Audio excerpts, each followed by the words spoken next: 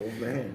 Well, continuing my adventures here in Hanoi, I'm at the house of this fantastic couple. Her name is Duyan. She is a chef and has a cooking school. And let me tell you what I am eating today. And there she is. There she is.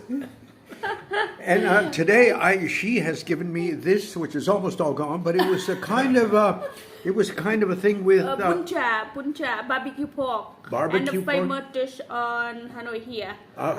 Famous. Yes, very famous dish in the puncha. Very famous dish here, I think, and then rice noodles. Yes. And this dessert is Weekend taro desserts, weekend longan, coconut cream, and the rice coconuts. Oh, fantastic! Yes, and taro. Absolutely and fantastic. Yes.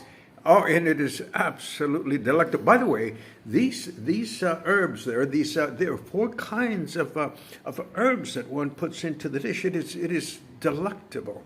By the way, and her husband here, whose name is Paul. Paul is originally from New York, and we're having a marvelous discussion about his life. Paul, how are you?